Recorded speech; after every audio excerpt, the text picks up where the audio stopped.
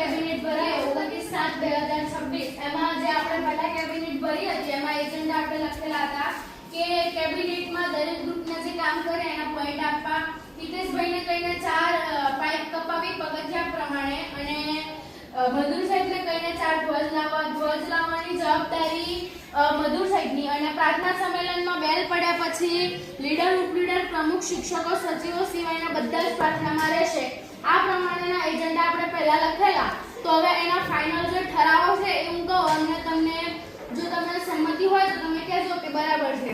પ્રમુખ એટલે હાર્દિકે હિતેશભાઈને કહીને 4 પાઇપ પગથિયા પ્રમાણે કપાવવાની, એ 4 પાઇપ કપાવવાની જવાબદારી થઈ. મધુર સાહેબને કહી અને નવા હેન્ડ્સ ફ્રી લાવવા અને કોમ્પ્યુટર લેબમાં પીસી સાથે લગાવી અને ચેક કરી જોવા કે તે ચાલુ છે કે નહીં અને મધુર સાહેબને 4 નવા ધ્વજ લાવવા કહેવા અને એ ધ્વજના કલર ગોપાલ સાહેબને કહીને જે આઈ કાર્ડનો જે કલર છે એ કલર મુજબ જ જે ધ્વજ છે એના કલર રાખવાના અને એ 4 ધ્વજ સાથે જે ગ્રુપ સૌપ્રથમ આવે એ ગ્રુપના પોઈન્ટ ભાષા ભવનની ઉપર લગાવવાની જવાબદારી ગોપાલ સાહેબની. ભોજન સચિવે એ જવાબદારી રાખવાની કે એક પણ વિદ્યાર્થી નાસ્તો અને એમડીએમ કર્યા સિવાય બાકી ન રહેવું જોઈએ. દરેક વિદ્યાર્થીએ એમડીએમ અને નાસ્તો કરવાનો ફરજિયાત છે. પછી હિતેશભાઈને કહીને હાર્દિકે એટલે પ્રમુખે હિતેશભાઈને કહેવાનું કે હેન્ડવોશ એરિયા નવું બનાવવાનું, એમાં જેટલી પણ કંઈ ભૂલ હોય તો એ બધું એને નવું બનાવડાવવાનું અને ગોપાલ સાહેબને કહીને નવા નળ લાવવાના. જે હેન્ડવોશ એરિયા છે એમાં બધા નવા નળ લગાવવાના.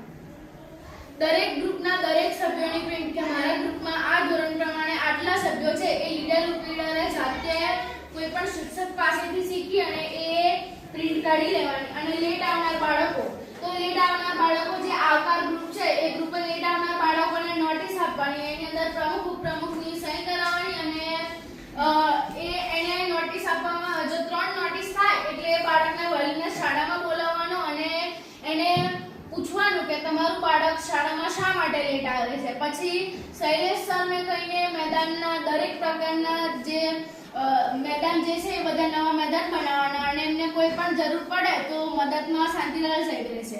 અને અગ્નિ ગ્રુપમાં વધારે વિદ્યાર્થીઓ હતા જેથી પૃથ્વી ગ્રુપમાં વધારે બાળકો સારી રીતે પ્રગતિ ન કરી શકતા હતા તો એટલે આપણે અગ્નિ ગ્રુપમાંથી ફિરદોસને પૃથ્વી ગ્રુપમાં મોકલ્યો અને જો મધુર સાહેબ કહેશે કે બીજું કોઈ વિદ્યાર્થીને હજુ રાખવા જેવું તો આપણે બીજા કોઈ વિદ્યાર્થીને આ રીતે બધાને પૂછી બધાની સંમતિ સાથે બીજા એક વિદ્યાર્થીને પાછા પૃથ્વી ગ્રુપમાં મોકલશું. તો આની સાથે આપણા કેબિનેટ તારીખ 29/7/2026 ના બધા ઠરાવો છે.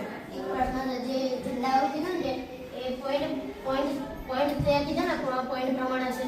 પોઈન્ટ પ્રમાણે એક વખત જે નાગરિકો ઘડતર ભરાય તો પહેલો બીજો વોટિંગ થાય તો પહેલો બીજો ત્રીજો નંબર આવે એટલે પહેલાનો ઉપર, બીજાનો અહીંથી નીચે, ત્રીજાનો અહીંથી નીચે અને ચોથાનો પદ્ધતિ નીચે. એ જ રીતે એ 4 પાઇપોમાં છે 4 પાઇપોની ડાયરેક્ટ ધ્વજ કાઢવાના કે આ મહિને સૌપ્રથમ ગ્રુપ આ આવ્યું તો એ ગ્રુપનો ઝંડો સૌથી ઊંચો એ રીતે પગથિયા પ્રમાણે.